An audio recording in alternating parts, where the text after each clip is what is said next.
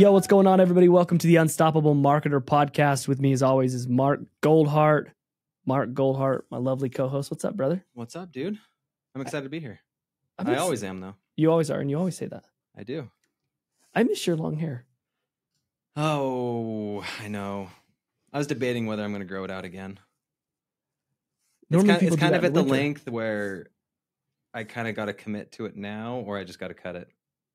Okay.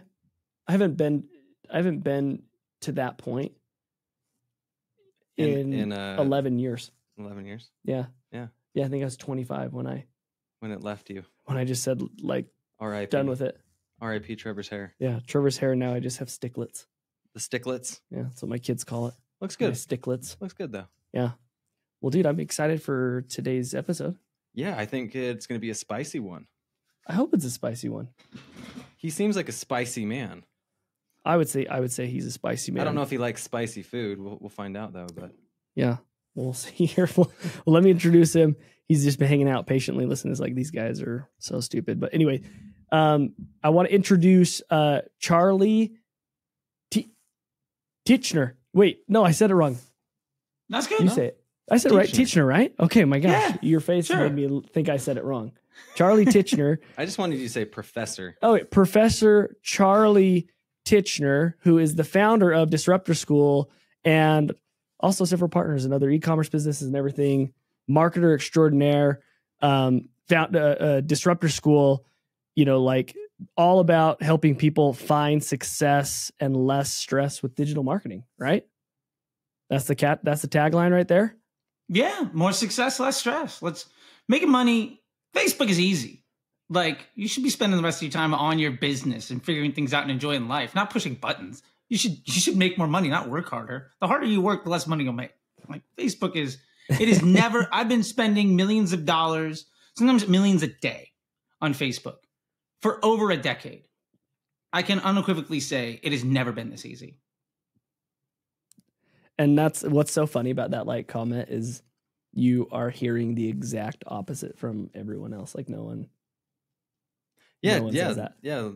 Describe that to us. That. Why is the overall sentiment that it's never been harder, but you're saying it's never been easier? Well, because I think most people don't lean into the machine. Most people define their success as the amount of credit they can take.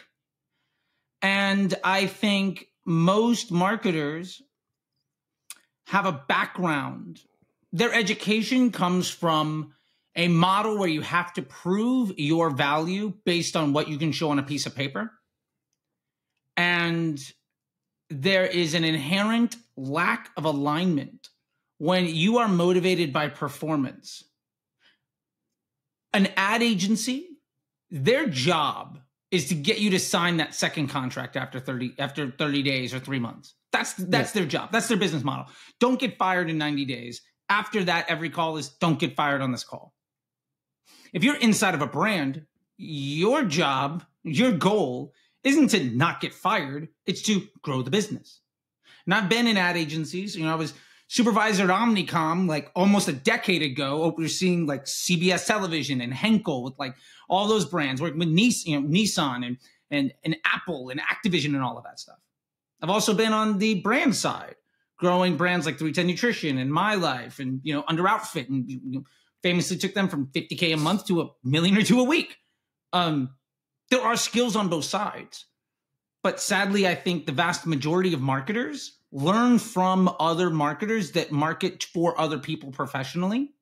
So the misalignment of incentives represents a lion's share of the people that teach.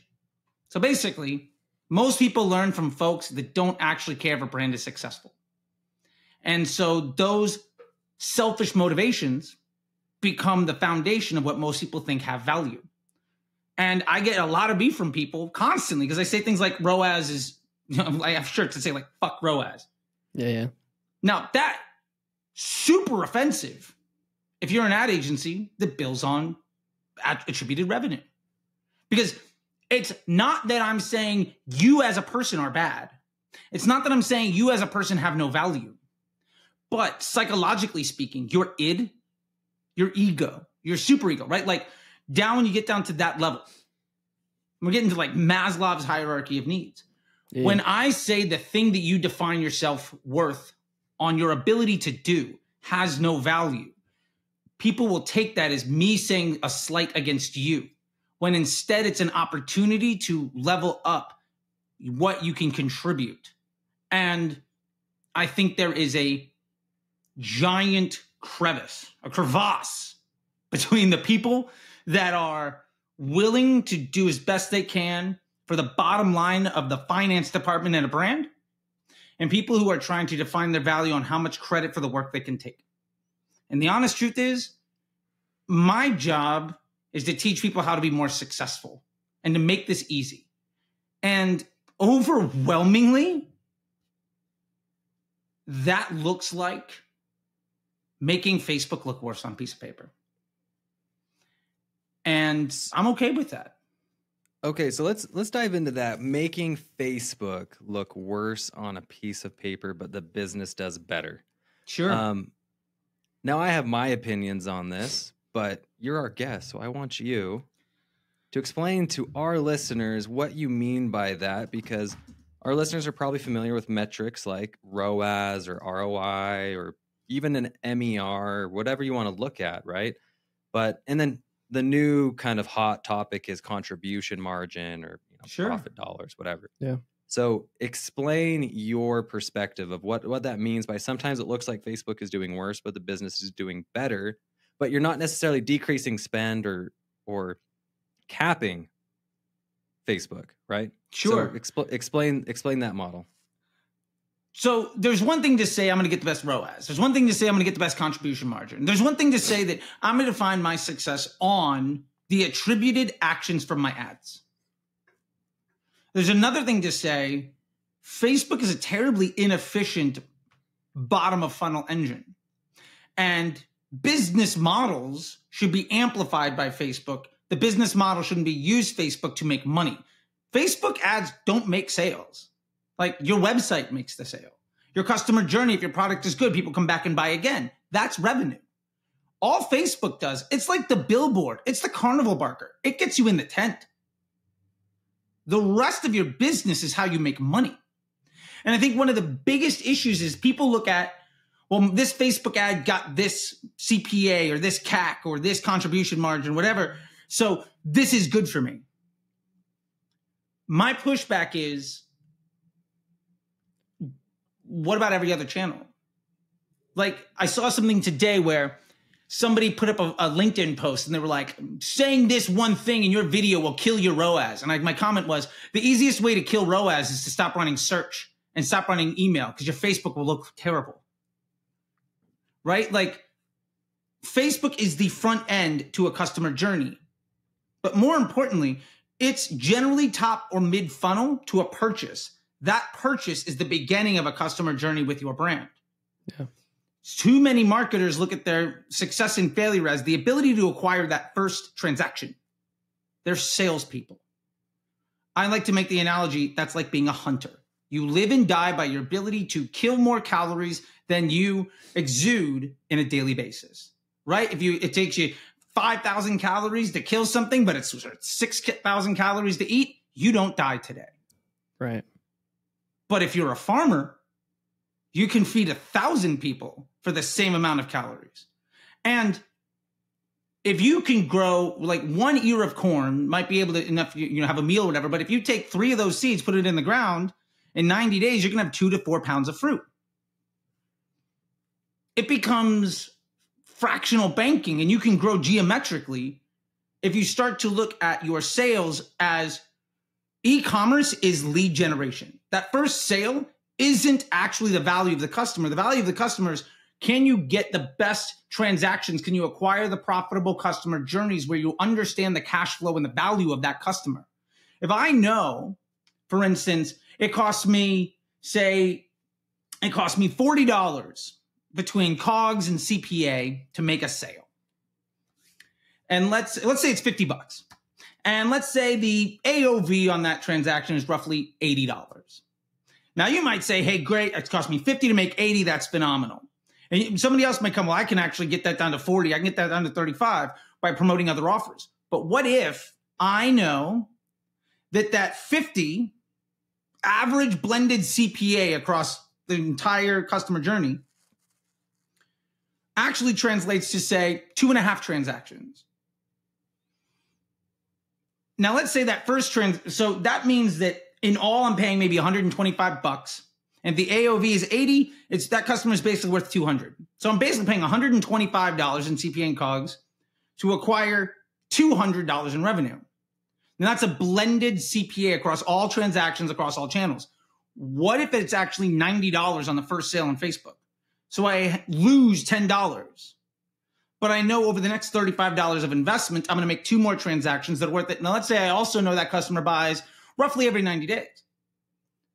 Well, maybe I have to break even until day 90. And then on day 91, let's say 10% of customers buy again. Well, my CPA drops by 10% overnight. Yep. In another 90 days, my CPA drops again. So I can tap into that fractional banking. The point is, media buyers are defining their successes. Can I drive a lead at less cost than the lead is worth? Even if it's e-commerce, because that first sale is nothing more than a lead to a customer journey with additional transactions. And so ultimately there's this misalignment of objectives. And when you see thought leaders putting in these ideas of any sale I can make below this number is good if it's on Facebook. And then they set up these constraints to make sure that you just get that thing. The most popular constraint these days is cost caps. And look, don't get me wrong, I'm not against cost caps. The cost cap bro culture is quite literally taking the blueprint that I did in a case study 6 years ago in the Facebook Disruptor group with brands like Purple and Smile Direct Club and 310 Nutrition. Like their entire business model is the icing on like the cupcake of an entire 5-course meal. And I wrote the entire playbook 6 years ago. The problem is when you're only focusing on profit margin per transaction, and you're not taking into account future cash flow or volume, the media buyer looks good and good and good. They look better and better until the company goes out of business. Well, yeah, until they're not growing, right? Yeah, because exactly. A lot of these times, the companies suffer the more they try to make their least valuable, their least profitable channel more profitable. At the end of the day, if I know my Google search and my email are phenomenally profitable, and then I look at my Facebook to say, how much of my profit margin per transaction of all blended cost am I willing to invest in acquiring more volume for my profitable channels? What is that profitable margin with which I can scale my business? Something I call profitable scaling margin. I know exactly how much percentage I can increase my investment if I lose every penny of it and still make money. And even if my Facebook looks bad, but I've improved my volume of sales on Google by 20%. I mean, I'm getting 15% more email addresses. My email open rate goes up. My organic direct improves because also tracking is complete nonsense. Yeah. Then really, me trying to get a 3x ROAS on Facebook means I'm getting 1/5 of the volume on email and search. The better Facebook looks, the worse the business will do. Yeah. To an extent, right? Sure. And it's not saying we'll just make tracking Facebook look is terrible. Useless. Yeah. How dare you? Like the concept that you could say this ad made this sale is obtuse, and I don't mean this to be derogatory, but I think the most appropriate word for it would be ignorant. There's no way you can say this ad is the reason that sale happened. Like, I bought a pair of shoes. Is it because I saw an ad? Sure. But also, why did I see that ad? So I used to run New Balance. Not like I wasn't the CEO, but I ran all their media, right? We did studies with Facebook, the auction and delivery team and the measurement teams. And 2/3 of our first impression was to somebody that had abandoned cart within the last 7 days at Nike and Saucony and Adidas and Reebok. And generally, the reason you're seeing, say, the end of January, the reason you're starting to see sneaker ads is because Facebook for the last 15 years has seen your buying behavior both on Facebook and with your credit card and where your phone has been physically. That more or less at the end of winter, beginning of spring, every 2-3 years, you buy trainers. and you've been searching for these items and you've been landing on pages that have the metadata of all these individual items. So if I know what your behavior is going to be because you've shown it to me for over a decade, odds are the ads that you would like to see that are of value to you so that you stay on the platform for longer, which is ultimately Facebook's business model, is going to be showing you products that you're interested in buying so that it doesn't just look like spam. Yeah. So with broad targeting alone. And as a former junkie, you know about needing a product for longer. Absolutely. Right? I mean, I have like 11 years clean now, but like, yeah, like, I mean. Which also, by the way, that's amazing. Oh, well, thank you. I appreciate Absolutely. that. So my point to all of this is the customer journey to make a transaction. People say, oh, I have a long consideration period. It's like 10 days. My attribution window won't work. It's 15 years. Like, you didn't buy shoes because you saw an ad. You've been wearing shoes for 30 some odd, 40 some odd years. The point is, the algebra of the trillions of touch points that get you to want to make a sale today is fundamentally different for every single person. And the touch points that even have with your own ads in your own ad account are individual to a point where you cannot project any future behavior based on any past data. Yeah. I cannot say this ad is the reason you made a sale. All I can say is when it's the 5th Girl Scout that knocks on your door today that says, if you buy candy, I'll leave you alone, eventually you buy it. And that girl that's the 5th one, she's not the best salesperson. Right? Yeah. It's like when you buy a car, that guy that sells you undercoating for like $500 that you're signing the contract, he's not the best salesperson, but he's making $500 at 20, 30, 40 times a day. Yeah, it's the same. I mean, it's the same concept of like a game-winning shot in a basketball game. Like, how many times does somebody who is not the best player on the team who made the most shots make the game-winning shot? But all the focus is on that person. But there's also like 47 and a half minutes of other gameplay, right? Yeah. Like, really, the play that won the game was 12 minutes in on some defensive bout, right? Like, yeah. You can't put the credit on the thing that puts you, or a football analogy, the thing that crosses the goal line. Yeah. That's not the reason you got there. It's a piece. So the point of attribution as like who can take credit for what is complete nonsense. And when you build your value off of, I can take credit for more sales at the end of the funnel. I mean, that's Critio's business model. And they almost went out of business because basically everybody's like, retargeting is not a legitimate form of incremental lift. And more or less, that's basically what cost caps are doing for 90% of folks that use them when they use them as their sole campaign type. Now, there are a couple of other brands where they're able to get by because basically they're just Amazon stores that went onto Shopify and they're just hitting the total addressable market. But that's the exception to the rule.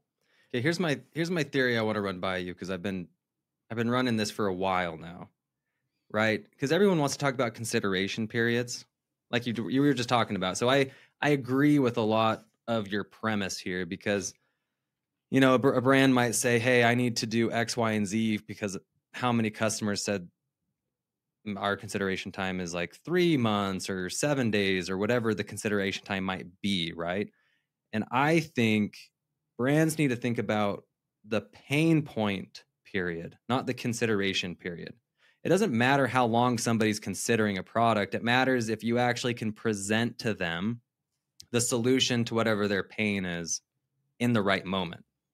Yeah. It doesn't matter if Nike presented something 10 months ago to somebody, right? It matters if in the moment they saw LeBron James shoes or whatever it was that motivated them in the moment to say, okay, there it is. Yes, sure. There's a ton of compounding factors here in somebody's decision, but does it really help a brand to try to unravel that algebra, like you're saying? Or does it just help a brand to say, hey, like when I run these ads and I trust and lean into the algorithm to place them in front of people who are experiencing that pain point based off of their search behavior, Instagram behavior, whatever it might be, then I can see the biggest lift in new customer acquisition. Yeah, I totally agree. I mean, I'll say this. I think people fundamentally misunderstand what Facebook does and their business model. I think they look at Facebook ads. I've seen a lot of, there's one guy, and again, I'll try to not take shots today. I'm trying to be a good guy. We'll see how long it lasts. New Year's resolution, right? But there's a really popular guy that has his own set of courses and agencies and stuff. And he closed one agency and opened up a new one last year. And he's a DR copywriter, DR marketing, all this stuff, make the sale happen.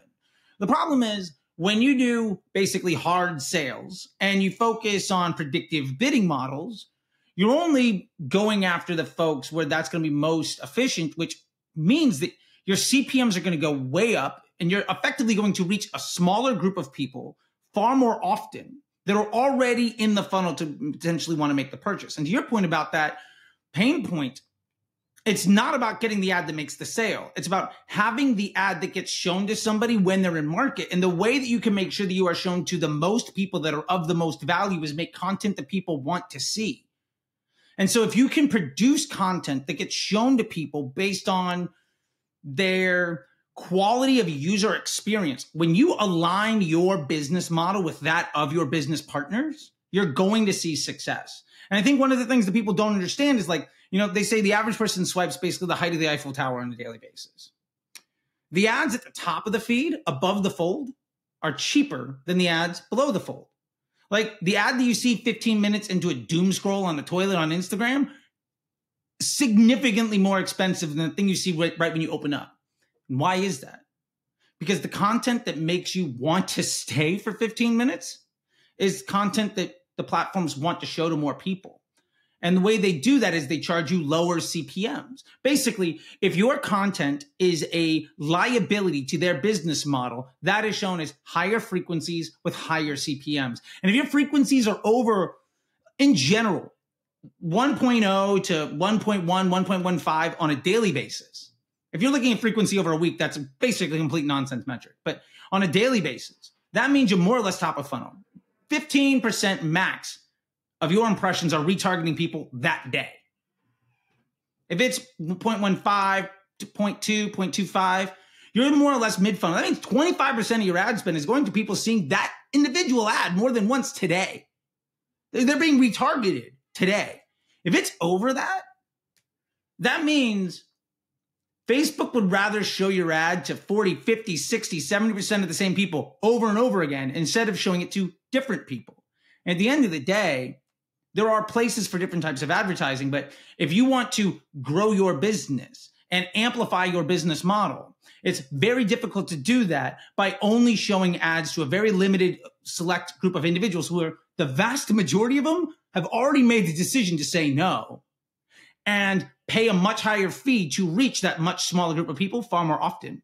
If your business model is to create harm to Facebook users and disrespect their business model, then the only justification you have is, well, my business only works by taking credit for getting a sale efficiently according to an attribution model that we've agreed upon. And at the end of the day, like I've worked at brands, you know, very, very large businesses, right? And I've worked with a lot of folks that have done all sorts of stuff. You know, I've had former folks that I've worked with, you know, Guthrie Ranker, and like massive operations. I've seen $100,000 a month SaaS products to figure out multi-touch attribution for years. And every single time, the end game is the attribution model that makes every VP of marketing keep their job. That's it. What you really have to do is say, what is this platform's business objective?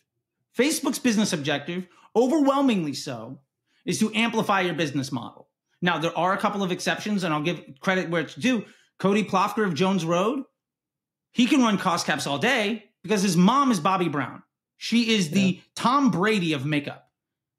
Anytime she goes on the internet, it goes viral. Facebook isn't the tip of the spear for the acquisition of attention.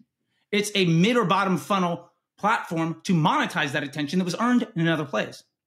Ash from Obvi, love them. They're in Walmart.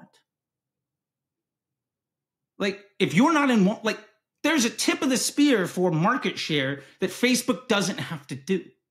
So they're more effective at being able to leverage different tools. And because we know that forcing ads onto people, forcing bad impressions and bad user experiences raises your cost, That's where the concept of ad fatigue comes, because basically Facebook's like, we ran out of people. You've pissed off so many people with this thing. We're just going to stop serving it. And you get priced out of the market. So then you bring in new things.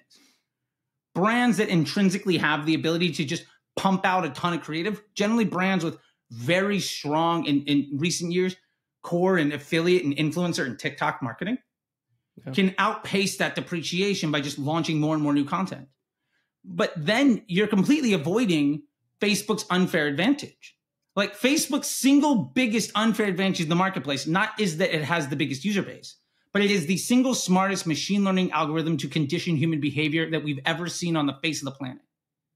If you're changing your ads constantly, you're rejecting the single greatest power of the tool and instead trying to leverage it in the way that you would search or Amazon.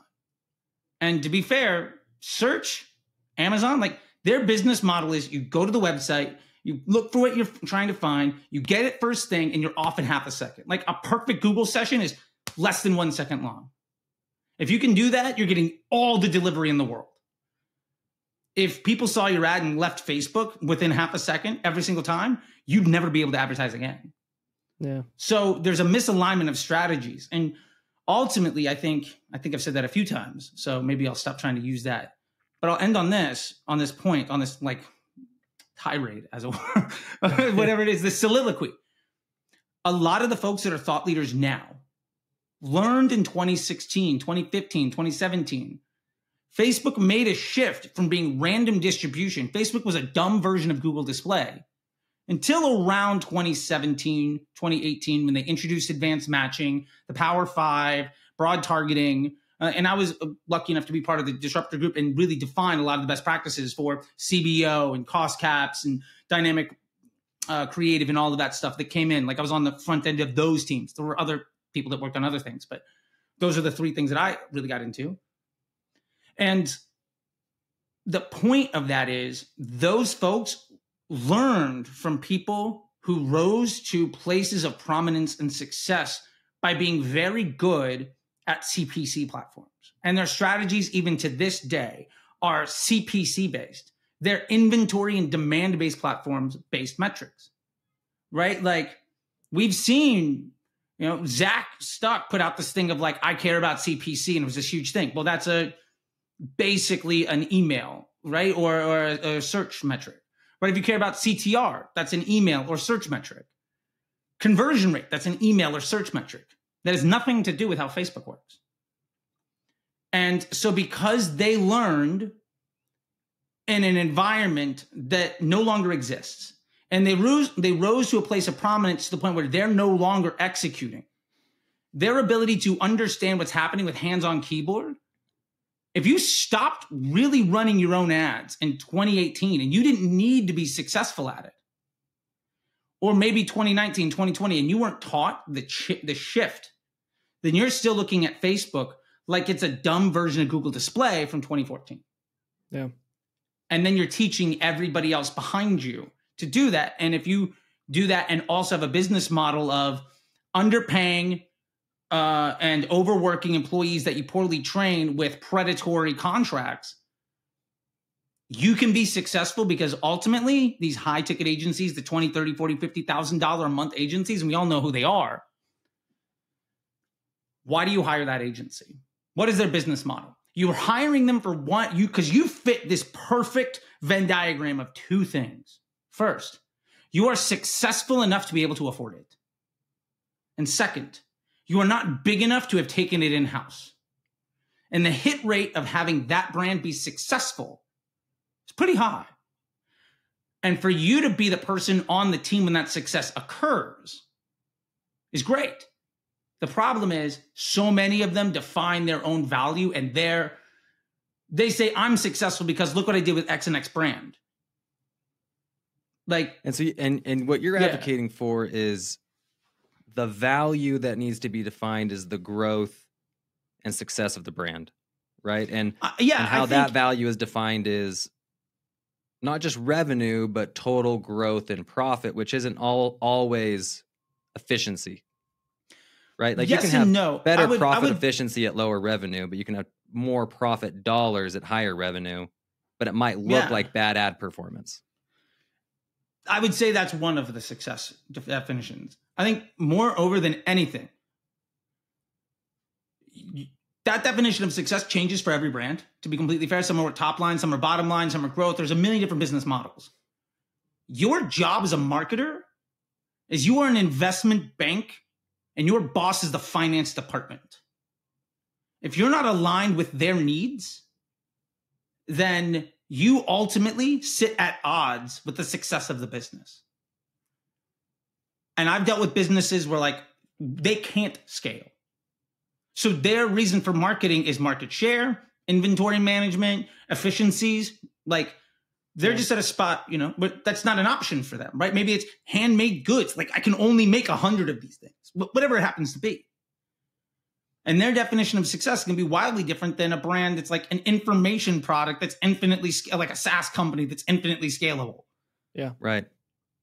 So the problem is I see these dramatic displays of hyperbole where the most popular businesses are the ones that can say they were attached to a rising star and then take credit for that growth. Like if I'm an investment banker and I make a contract with a celebrity chef and then 2-3 months before we go nuclear, I hire somebody to handle my Facebook ads because I'm too busy. 2 years later, you're not the reason we got there. You're just an employee on the team. Yes, you helped, but it's not because of you.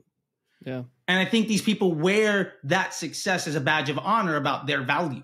Like when I talk about Under Outfit, I don't say I'm the reason that they went from 50 to 2 million. Felix is a gangster. With 310 Nutrition, I say I was there. I was part of the team that got them from, you know, 3,000 a day to 50,000 a day, from 15 million a year to 100 million. Like I was the person in charge of growth. But I am a member of that team. I'm a cog on that wheel. Yeah. And one of the biggest hacks to that was we took Facebook ROAS from 2.5 to 0.8 because we looked at the cash flow analysis and understood how to actually amplify the business model. Yeah. Instead of an ego-based media buying metric that has nothing to do with the bank account. Because at the end of the day, ROAS is attributed revenue divided by ad spend. But the sale today isn't just because of the ad spend today. That ad they got a sale today, I mean, it might have been a week long. Let's say it's a 5-day consideration period. There might have been 20 touch points of ads. Yeah. And if you stop spending money today, you'll still see sales occur. So like, there's no way to say the spend today is because of this thing and the revenue today off that. Like it is a inaccurate metric divided by a number that has nothing, that is not 100% causational. That's MER. That's ROAS. Right. And that's why I say, fuck that. And if that's the way you define your value, then you are clearly misaligned with the objectives of your business partner. Charley, dude, one thing you've mentioned this. You mentioned this a while back, but you continue to talk about it without mentioning it again. And one of those things is, ROAS is revenue divided by spend, attributed spend, whatever you want it, right? Or attributed revenue, right? It's I spent $1. When did I make that dollar back, and how much more did I make back? But one of the things that you said in the very beginning was like, well, what about the next sale and the next sale, and what about the journey, And that's really where the true story starts to unravel about what you're doing here. Talk to us about how, some of the brands that are listening, some of the people who are going to be listening to this podcast, there's plenty of people who are massive brands, right? Sure. We hear from $100 million brands all the time. Hey, we listen to your podcast. I like it. Right. But love it. We also hear from people who are at this, like people who can't afford analysts to figure lifetime value and those things out. Right. They're more of those like, warriors on their keyboard who are doing everything from finance to, media buying to everything in between. Talk to me about like, what are some things that brands can do today to better understand what their lifetime value is and what that journey looks like? I get this a lot when people join Disruptor School, and it's one of the common like onboarding questions I have for like the MBA program. And so I get this all the time from people doing $250,000 and people doing, I had a brand join A brand that's in Target joined like last week. Like, I mean, so like I get it across the board, like you're talking about. Yeah. Data points are only as valuable as they are actionable. So let's find the simplest, best version of an actionable insight. People say, well, I don't have the capability of understanding the LTV. All right. Total revenue divided by total customers. Not to cut you off. I just want to make this point. Insights should be actionable. Yeah. Otherwise, it's ego. Otherwise, it's just data. Data points. Yeah.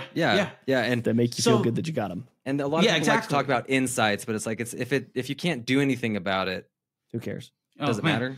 Like that's just data points. But anyways, I just have to throw that out there. The decks I had to put together for like Activision to justify like the $17 million I wasted on Canvas ads and like the level of insight around like this video performed X, Y.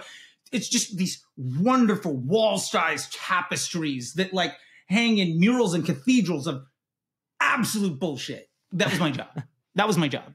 So anyway, lifetime value. Simplest way to figure that out, total revenue divided by total customers. Cool. Now I know the LTV of my customer. Say, well, I want to know it on this product. Okay, cool. Everybody that bought that product as their first transaction, total revenue of all those customers, added up, divided by how many customers you have. Awesome. Done. You want to know what your purchase cadence is? Great. Go into your store, see everybody that's a repeat purchase. Then get the time when they made their first purchase. Then go onto YouTube and figure out how to do a VLOOKUP table. Figure it out in like 10 minutes. Copy, paste the instructions. And literally just look at the average time difference between the transactions. Done. You don't need more complicated answers than that. Yeah. Like, what is my allowable cost per acquisition? Well, what is my COGS? And how much profit do I need to make in a month? And basically, what is my overhead? Costs, right? Yeah. So it's basically, what are my fixed costs? And then what is my projected volume by like overall cost of goods? And then the gap is basically whatever that number is, that's the difference. I can afford volume, that number divided by the volume, like that gives me my allowable CPA. Yep. Done.